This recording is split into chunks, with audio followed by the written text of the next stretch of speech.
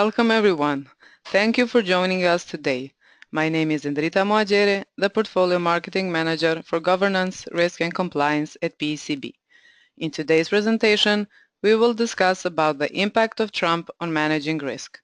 I am pleased to introduce you to today's presenter, Dr. Vernon Grose, the Chairman of Omega Systems Groups, and also the author of the best-selling book, Managing Risk, Systematic Loss Prevention for Executives. He has also been an executive in 3 major U.S. corporations and was appointed by President Ronald Reagan as a member of the National Transportation Safety Board, and also was appointed to the NASA Advisory Board for Apollo spacecraft missions.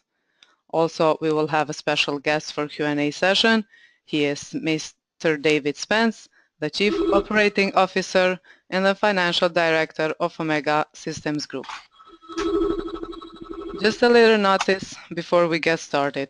You will have the opportunity to type the written questions in the question box in your control panel.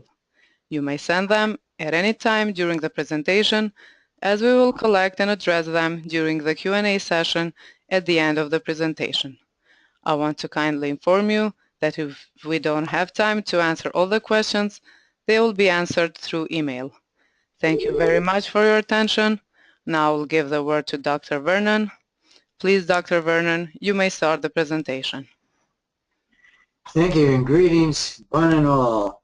It's indeed a privilege and a delight to join you today in this webinar to discuss such a timely topic as the impact of the Trump administration on managing risk.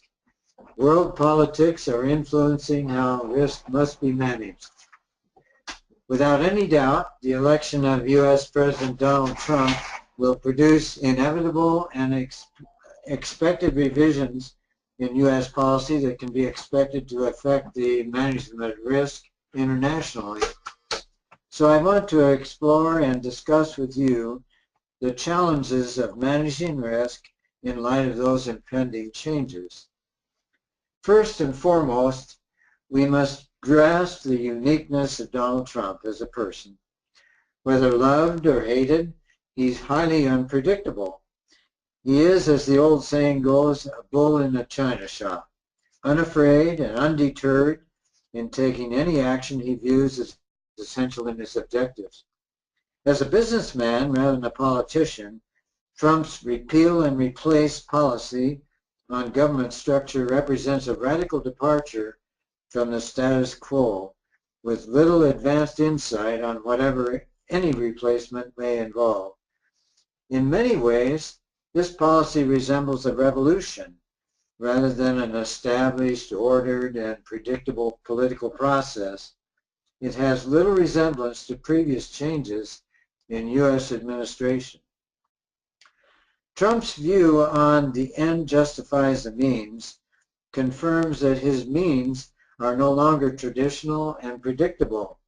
This radical shift is already challenging, if not frustrating, people from U.S. senators and business executives down to city mayors and local leaders. Undoubtedly, Trump's strong support for business intended to create jobs in America will prove challenging to traditional and foreign business competitors, and thereby he might be viewed as new risks for them to change and manage. At the outset of the Trump administration, at least 6 major objectives indicate or foretell expected change in direction. And such fundamental revision will always also create its own risks to be managed, not only for governments, but for also businesses and cultures impacted by those changes. First, many current regulations in the United States will likely be canceled or overturned. Thereby, their associated government interference with business will be curtailed. Such a major reduction in regulatory oversight has the potential for opening the door to parties that might elsewhere want to cheat, lie, or steal with greater ease, and so it increases the risk then to be managed by all businesses. Second, building up the U.S. military strengths will impact risk for business in several ways. At the outset, It'll likely reduce government spending in other venues in the United States unless Congress authorizes an increase in the budget to accommodate it. So resulting risk of business loss is evident. Further, increasing military strength can encourage its greater involvement in armed conflict around the world, thereby creating a variety of new risks for business, such as loss of key employees, revised marketing priorities, and higher taxation. Third, American re-entry into space exploration and competition, which I was involved in myself personally for years, will require not only major cultural and political involvement, but a shift in national priorities that cannot avoid impacting the business world, both positively and negatively. Thereby, new risks will arise to be managed. Fourth, as Trump heralds and resumes the previous role of U.S. world leadership that was almost abandoned by the previous administration, there will be a reversal of commercial emphasis as import and export of foreign goods adjust to this shift as well. Fifth, Trump has successfully demonstrated hostility toward the concept of political correctness, which is an antithesis in the United States of free speech, but it hinders and suppresses open expression of ideas and values that are often appropriate in effectively marketing ideas and products, especially in international settings. So the risk of violating that sensitivity will likely be reduced rather than increased in the Trump administration. Sixth, Trump has frequently confronted and overridden the cultural territory of secular humanism in the United States on issues like abortion, marriage, family structure, educational values, and particularly a very powerful central federal government. This major cultural reversal marks a restoration of Judeo-Christian values upon which the United States was founded at its origin. So a broad class of risks will emerge for businesses to manage unless they recognize this fundamental reversal. These 6 Trump governmental changes will likely occur over a determined period of time and at a different rate of change. In addition, their impact will vary depending on your nation, location, industry, business, and interest. Why are these potential changes even significant to you? Why should you even be concerned whether or not they will occur? Well, today we live in an increasingly interdependent and global economy where risks are shared among nations as well as among businesses and organizations. Often those risks, though shared, are not equally distributed. So risk readily managed in one nation may prove devastating in another nation's economy. This interdependence among nations means that existing world relationships in defense, trade, banking, and communication may in the near future become strained and even destroyed by the Trump changes. Businesses and organizations like yours that have traditionally managed risk in accordance with conventional approaches like ISO 31000 or ERM frameworks will likely find them, good as they may be today, proven inadequate for surviving the Trump revolution. And even though currently sufficient, all the orthodox and long-established ways of managing risk will likely be unsuitable or insufficient for accommodating the diversity of risks evolving from the Trump revolution.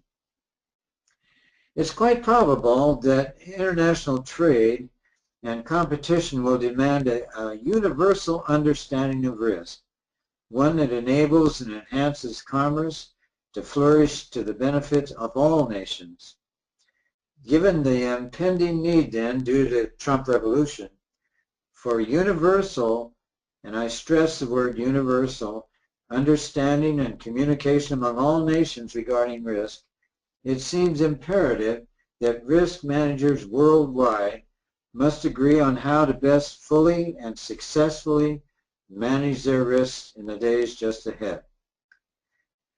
That imminent and required universal agreement raises a couple questions. First, what type of risk management technique or methodology should be employed? And two, is there any existing approach that would be able to handle the unpredictability of Trump? In searching for an effective means for overcoming the impact of Trump, unpredictability on managing risk, it seems wise to recall and examine briefly what it means to practically manage risk. At the outset, it's important that we define the risks that we intend to manage. Since there are popular and common definitions floating around about what the word even means, and so we need to define the risks that we're talking about. So let's agree that any and all risks to be managed should be defined as, quote, the potential magnitude of a loss combined with its likelihood. Now note that this definition of risk requires that loss must possess two dimensions, magnitude and likelihood. Therefore, the focus of all risk management is on the possibility of loss rather than risk. So every risk manager is actually a loss manager, regardless of how their responsibilities are defined. They face three simple questions about loss. First, are losses inevitable or preventable? Second, are losses random or foreseeable? And third, are losses uncontrollable or manageable? Now there are three questions that those three questions really raise. Most risk managers today would answer all three of them in a positive way because they are expected to manage in a foreseeable, preventable, and manageable way. Otherwise, we wouldn't be employed very long. So it's soon obvious that by agreeing to those three loss characteristics, we must have some means or technique to foresee, prevent, and manage risk. Since we must manage risk loss, is it not becoming obvious that risk management is actually loss management? Managing loss could initially be a simple matter of financial accounting, but that would be a very serious error if that happened. Most importantly, and often overlooked, there must be a systematic and thorough method for identifying all losses prior to their occurrence. If that methodology is unavailable, risk management is really meaningless. It's just destined to be a reactionary and defensive accounting of losses. One major reason why risk management is not called loss management is that it must involve a forward-looking, predictive, visionary mindset and intelligence that is intended to forecast and determine resource allocation for reducing losses. To carry out that vital management function, risk managers must utilize a framework or a methodology that provides them with the ability to identify, evaluate, and rank loss potential so that losses can be managed. Risk managers are limited to only three available options for identified losses. They prevent some, they accept others, and they might obtain reimbursement for the remainder. Choosing among those three actions is neither immediately obvious nor straightforward. While you might initially desire to prevent all losses, you readily realize that's impossible because you don't control the forces of nature, diabolical human behavior, or international politics. Nor do you have the authority to spend the corporate resources required to prevent every possible loss. As an alternative, you might hope that your organization has sufficient fiscal resources to absorb all the losses that you're unable to prevent, but there isn't such an organization existing anywhere. It was the third option, reimbursement, that the insurance industry had in mind when it coined the term risk management many years ago. But ironically, insurance companies have never managed risk. They only finance it. How do we know that? Well, first of all, insurance companies have no management responsibility or authority inside your organization. They cannot possibly know everything that's going on inside your organization within your business. Second, because insurers are outsiders, they can never manage your risk, even though they are often promoted as risk managers. Of course, insurance companies pressure organizations that they insure to take action to preclude or reduce loss because they want to win the wager they have of an insurance policy that favors them. After all, insurers hope they'll never have to reimburse insured organizations for any losses. It's a betting game between the insurer and the insured about loss because there can only be one winner. This contrast between insurer and insured has high significance because it affirms that loss, rather than risk, must be the focus and concern of every risk manager. It can determine their success or failure. Next, we must realize that loss is not the only financial factor in managing risk. Equally significant to loss is the required investment for action that must be conceived and implemented to eliminate or reduce anticipated loss. This is commonly defined as countermeasure cost, or CMC. So in summary now, there are 4 fundamental tasks to be performed by every risk manager. First, they must define risk in terms of its impact on your organization's purpose, operation, product, and objectives. Second, they must utilize loss, both its estimated and likelihood and magnitude, as the quantitative measure of risk to be managed. Third, they need to devise and utilize a framework or a methodology that requires and maintains thorough identification, location, and ranking of every conceivable risk in your organization. And fourth, they must approve and enforce countermeasures or preventive actions for risks of highest significance in order to assure cost-effective utilization of resources. Given those 4 fundamental risk management tasks, we should evaluate current practice and approaches for managing risk. In 2009, I published in Risk Management Reports a major treatise entitled Enterprise Risk Management, Its 5 Biggest Weaknesses.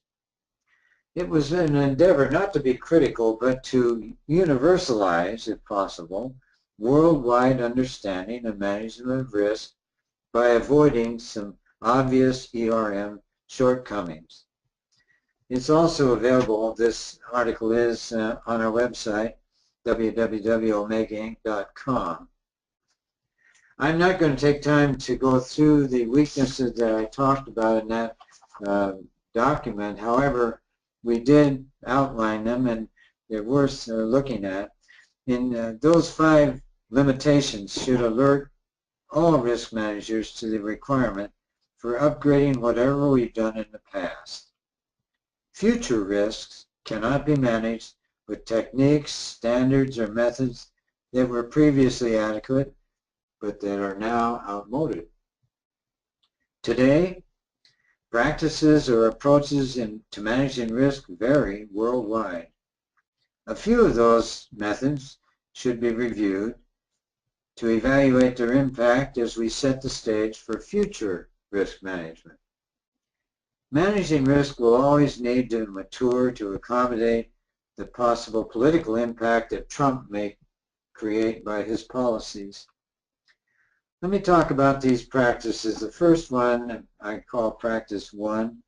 Today there's no apparent universal practice, technique, or approach used by all risk managers. Risk management is still a field of endeavor with high variability among style and craftsmanship utilized to manage and control loss. It's an art, not a science. The second practice is that risk management diversity of practice may be best described as a wide and diverse spectrum of activity, values, and techniques employed by risk managers. There's little standardization, although most of them do properly focus on preventing loss. The poles at both ends of this spectrum act as boundaries or limits to risk management activity. They're determined in terms of acceptable and unacceptable loss. Let's talk about the acceptable loss first. Losses at this end of the spectrum are focused on loss financing because loss control of those losses is impossible. Typically, those kind of losses would be natural disasters, bankruptcy, political action, and even war, for that matter. When you look at the unacceptable loss end of the spectrum, you see losses there are focused on loss control because loss financing is unthinkable and unavailable because they must be avoided regardless of cost. An example of that is I worked in a space program to put a man on the moon in Project Apollo. There was no way we could ever get an insurance policy to go to the moon. We simply had to control all the losses that would preclude us from getting there. And so this would also include the 9/11 terrorism attack that we had in the United States. That's that end of the spectrum. There's a wide spectrum then of ranging of risk management from financing to control, and comprehending them, we're going to have to do something there to accommodate what's happening in the world. And I urge us to think about that possibility today, particularly in the area of what we call silos, that we'll talk about in a minute. But even in the field of risk, you'll see that the diversity of risk on the screen right now, there's 9 different aspects of the operation of your organization that deal with risk. They all have different names for it. But the fact is that they all are managing risk, but they're never under the domain of the risk manager. Now, if we take a look at that, what are you going to do about all those things if you're going to have systematic total management of risk? Then if we could look at the influence of silos, I'm going to back up there. Yeah, back there. If we look at the functional specialty influence, these are the way that major corporations today are managed. They break things down into specialties that are isolated, they're diverse, they're incomplete, though they're integrated. And management within those silos is virtually impossible. And they become ticking time bombs ready to explode at most inappropriate times. Those 4 practices I've just reviewed with you now do need to have greater maturity and sophistication to meet the upcoming Trump challenge. Today, there are only 3 available options for losses that we've reviewed. Let's see, the first is to prevent some, the second is to accept others, and third, to obtain some kind of reimbursement.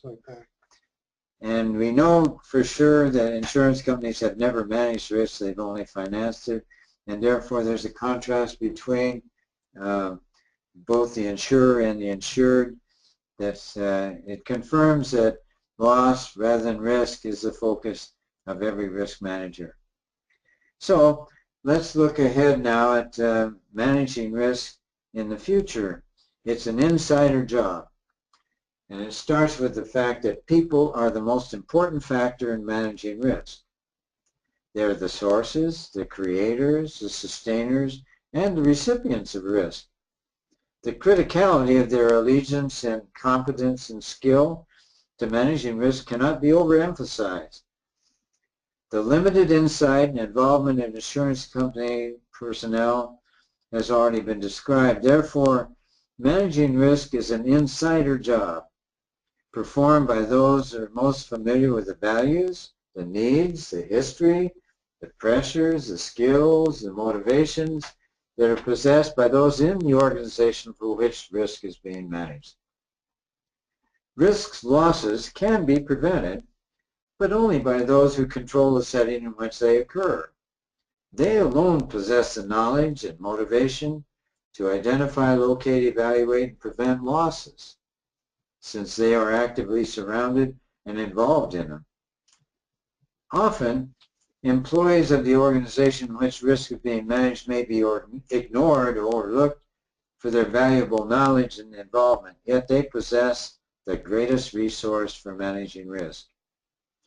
Wisdom suggests that their insight must be utilized. Looking ahead then to likely risk challenges emanating from the Trump revolution, there will be many requirements that only personnel possessing intimate organizational knowledge can solve. So as we look ahead now and identify risk prior to its impact, I'm introducing the term SMART here. It's an acronym for Systems Methodology Applied to Risk Termination, which has been widely used in a lot of different venues, even in the controlling terrorism at the 1984 Olympics. I'm going to use that as a model now as I go through the webinar. And earlier I asked a couple questions. I'm going to repeat those questions again now. What type of risk management technique or methodology should be employed? And second, is there any existing one that we could actually use that could handle the unpredictable? Both of those questions I'm going to answer by using system known as SMART, which is an all-encompassing technique that I've mentioned, and it's a 10-step process that can be downloaded on our website. I'm going to illustrate and discuss only 3 of the 10 steps in that 10-step process so that you can better comprehend how the whole methodology functions. SMART consists of those 10 interlocked steps, but it's a womb-to-tomb approach because every possible source of loss is continually being identified, evaluated, ranked, and controlled cost-effectively. The key to uniqueness of SMART is how it views the corporation or organization for which risk is to be managed. It must be considered to be an independent, bounded system.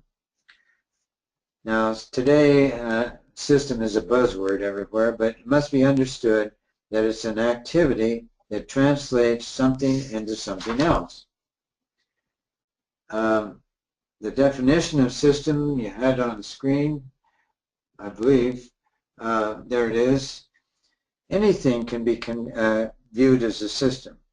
Something as simple as a coffee cup. A coffee cup takes in boiling water and then mixes it with chemical coffee and introduces it into your mouth at a rate that doesn't scald you. So it translates something to something else. Its key is to recognize that the system's a transformer then. And this conversion uses all types of resources, finances, facilities, time, space, knowledge, and so on. So the systems approach is a transformer. And this foundational concept was essential to how we landed men on the moon. And it has enabled SMART to realize a long-established record of successful implementation. It's both all-encompassing and it's systematic. Not only can it be readily understood by all members of the organization, but it also virtually involves them as well. Now, it has 10 progressive steps. In summary on screen, you can see that it can have anything be a system, that's for sure. But It has 10 progressive steps, and I'm going to talk about just 2 of those steps, number 3 and number 7, so that you get an idea of how SMART works. Let's start with number 3 because it's talking about foresight here, and a risk scenario is how we use, it's the mechanism by which we use to identify risk ahead of time. The first 3 steps of SMART involve foresight, and therefore risk scenarios solve the foresight problem. To start reviewing SMART, we'll assume that the organization or setting for which you're managing risk already has defined it as a system. It has known inputs and desired outputs, and it's assumed that it's a functional model also ahead of it. So I'm going to talk to you about SMART step number 3, writing the scenario. It's actually a descriptive source of every conceivable loss that could ever occur in your organization. Now, it's not a crystal ball or a horoscope or any type of fortune telling, but it's stimulated by the functions in the organization's model with short stories of imaginable losses that are created. Scenario writing is an art, but it's easily learned by anyone. Scenarios must weave together behavioral, physical, situational, environmental factors that lead interactively to a possible loss, regardless of its probability. So remember that scenarios do not need to have happened already. They are most valuable if they describe something that could have happened but has not yet happened. And the only rule, they must pass Murphy's Law. That is, they must be possible regardless of how improbable. Writing scenarios is simple, non-threatening, and easily accomplished. However, it's a learned process. And so I'd like to demonstrate it to you a little bit, how they can be done very easily. First of all, you come about I'm going to give you a typical risk scenario. During the final stage of Widget X production at this imaginable company we coined Omega Widget Industries, the flywheel assemblies are failing. Quality control inspectors reject the end product at a much higher level than acceptable. Flywheels are imported, and the outsourced supplier has made budget cuts to adjust to the border adjustment tax implemented by the Trump administration. Anticipating this possibility, Omega executives immediately engaged a previously qualified U.S. supplier, Second Chance Incorporated, as backup. However, due in part to Trump deregulated oversight and enforcement at OSHA and EPA, Second Chance is experiencing a surge in criminal investigations and lawsuits from employees, local residents, and customers. Social media effectively eliminates Second Chance as a fallback supplier. So production at Omega is reduced to 20% of capacity for several months as shareholders begin calling for a management change. News media exploit the impact of the shutdown on area employment and Omega's previously corporate reputation that was stellar. The estimated loss in this scenario is $750 million. Now normally, to attain a system-wide, even-handed identification of risk, we do use quotas to establish and require scenarios to be written for every function in the system by those people who perform those functions. This practice assures continued awareness of loss potential throughout the organization, as well as concern about reducing it. Summarizing the essential role of a scenario, it's remarkable but simple, profound means to identify and price within a specific location or setting of a corporation. Now I want to go ahead and say, what are you going to do with those scenarios? We have in every corporation a risk jury form, And this is generally a 5-person board, and it's used to identify risks that are essential, but they have no answer for executives until the action to take with them is taken. And so SMART has a risk jury, and it's the second of the 10 steps we're talking about today.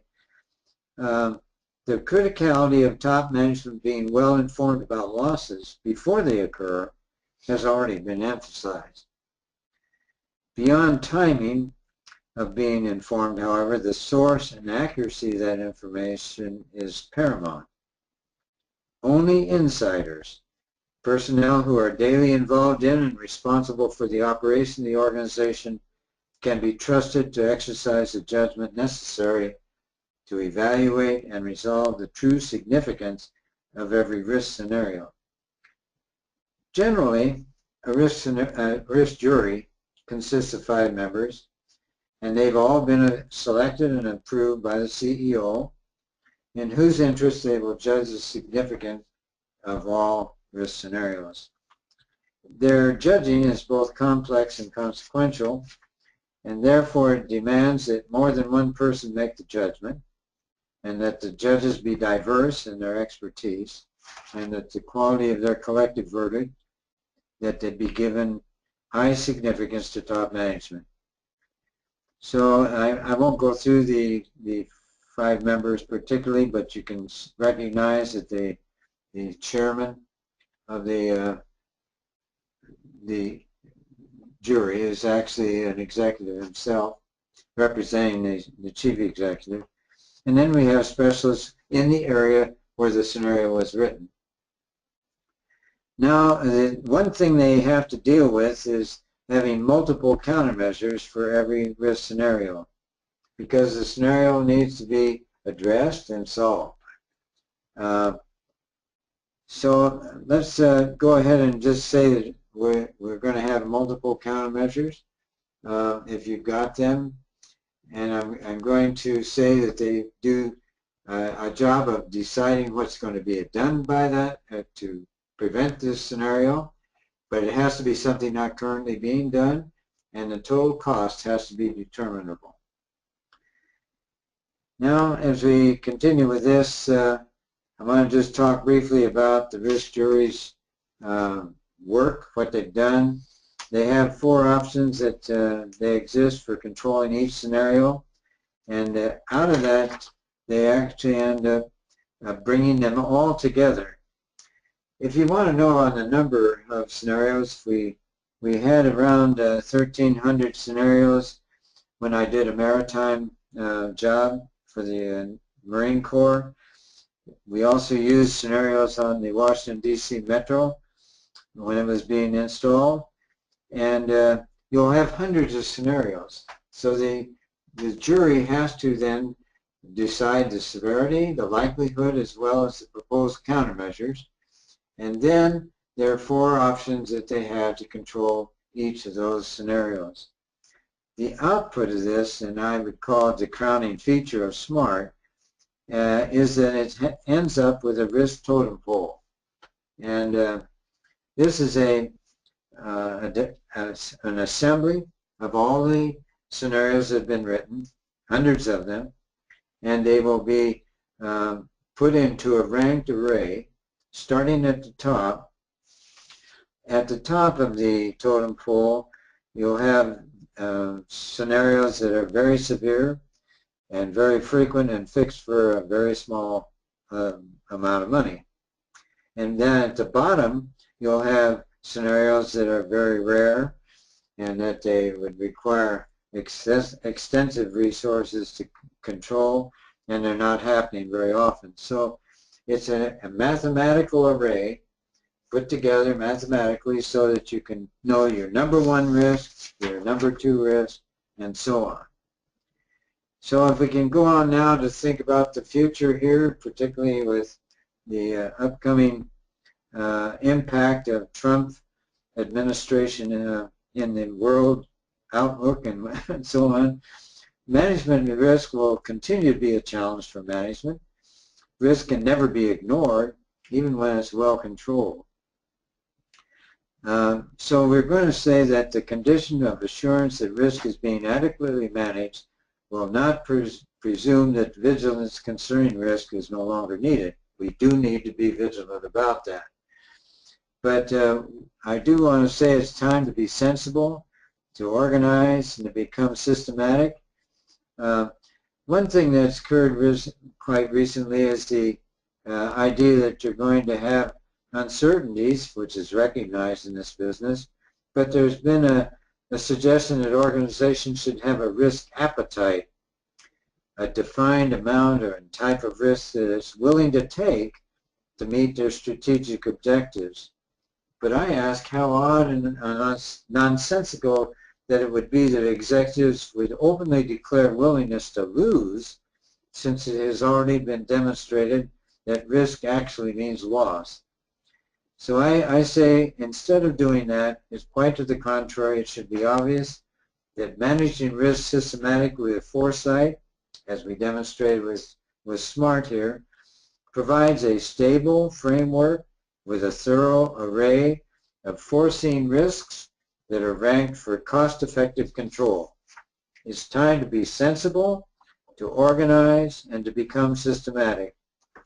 Managing risk is not mysterious, but avoid clever cliches or bewitching buzzwords. Above all, be prepared to successfully manage any and all potential risks that may emanate from Trump administration changes.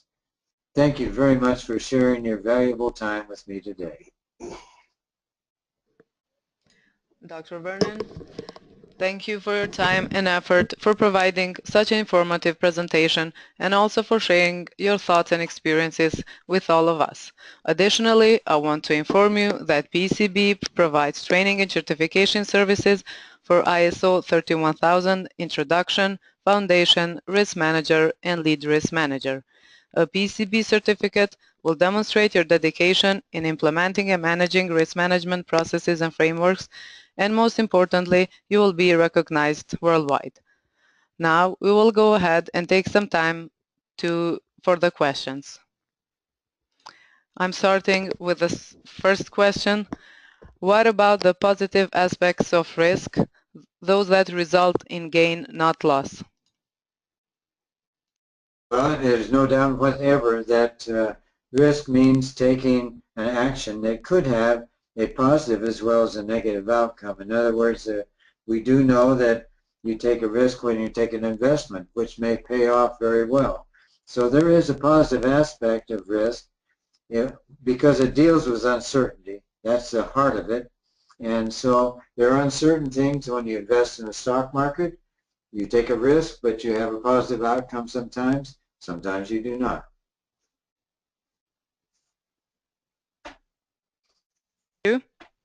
The second question is, doesn't defining risk management and loss management eliminate the concept of also exploiting opportunities?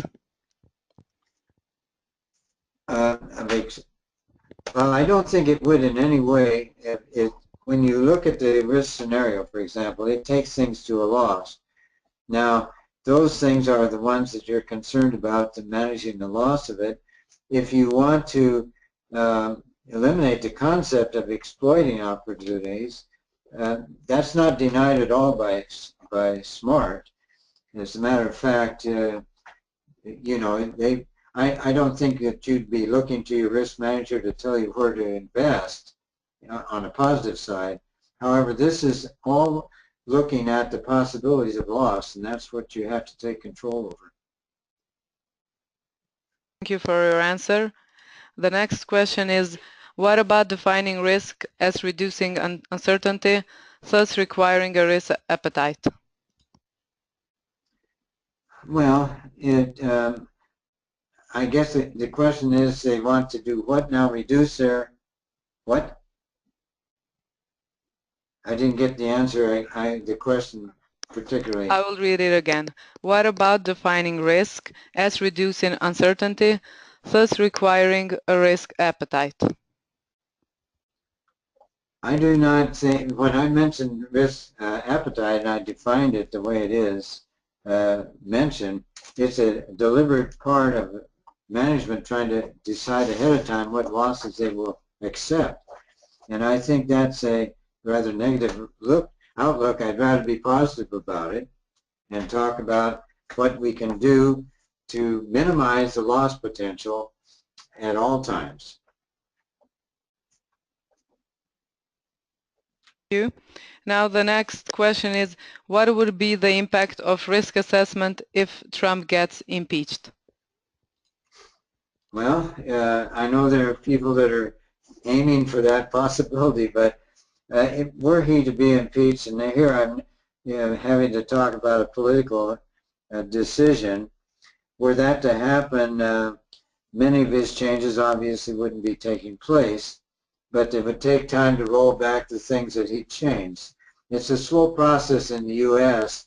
on changing direction, as you've seen over history, and therefore, if he were to be impeached, the incoming president, I imagine whoever succeeded him would have to be with more uncertainty than ever than we have now. Thank you for your answer. The next question is, should the international compliance officers community be nervous about the risk of a more and more weakened CCPA during the coming months and years? Speaking about Mr. Trump, attribute, this scenario is not in line with the Christian values and used to be a good business for CC. I guess they're asking about the risk of weakening. What now are they concerned about? Just a second. They are concerned if the officers community would be nervous about the risk of more and more weakened CCPA during the coming months and years. I'm not sure what they mean by FCPA. I'm not familiar with that term. Okay, no problem. You can answer it by email later. I'll be glad to, if I find out what it means. Okay, no problem. We will continue with the next question. From your own experience, how can risk management be used most effectively by a management team to improve business performance? Well, what happens as a result of risk scenarios, they show a loss potential of some action that results in a loss, and if that is corrected, the business picture looks very much better than it did prior to that time. And so with foresight, and that's what really involved with SMART, for example, is that with foresight we see what could go wrong and we take action before it happens.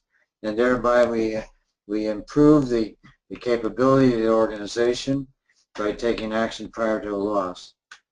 Andrita, this is David Spence. I could interject along the lines here of the risk appetite. Yes, please, feel free. Our approach with SMART is that by having the cutoff, identifying and ranking all the risks and then deciding which ones you're going to accept and which ones you're going to control, that's sort of applying the risk appetite concept.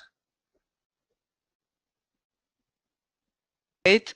Now I will read the previous question because that attendee explained what CCPA stands for. Should the International Compliance Officers community be nervous about the risk of more and more weakened Foreign Corrupt Practices Act during the coming months and years? Speaking about Mr. Trump attribute, this scenario is not in line with the Christian values and used to be a good business. Well, I do think that the community may be nervous. I'm not sure about what is weakened or what is strengthened there, but the fact is that his impact is to try and make things more secure in the United States against terrorism. I think that's what he's really after. And I can see that some people would feel that you reject anyone out, of coming into the country or something like that would be seen as negative, but on the other side, it's seen as a positive act as well. Thank you. Due to the time limitation, we will read only one more question. All right. Do you think that Trump policies will amplify risk associated with a catastrophic natural disaster with global impact? And how does a risk manager prepare? Catastrophic global impact.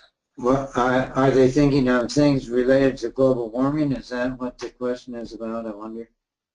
Could you try one more time, please? Yeah. Do you think that Trump policies will amplify risk associated with a catastrophic natural disaster with global impact? And how does the risk manager prepare? Well, I've already indicated earlier that there's very little that you can do to control that loss. What you try to do is to live with it with countermeasures, because you won't know the total impact till it happens. However, if they're thinking about either the ocean level rising due to global warming or something like that, I think that individual risk management would have little to say about that. I also believe that we are looking at less regulation under the Trump administration means more opportunity, as we explained in that risk scenario that we crafted. Because there's less regulation, there may be more things that fall through the cracks. There may be more people intentionally skirting the intent of the laws because the laws aren't being enforced as much and they're not being written as often. So we do see that there's additional exposure, and you have to anticipate if things do occur that may not have occurred before, how would you deal with that in advance? And your own internal jury should be able to help evaluate that. We believe in the best advice coming from inside the organization rather than from outside consultants.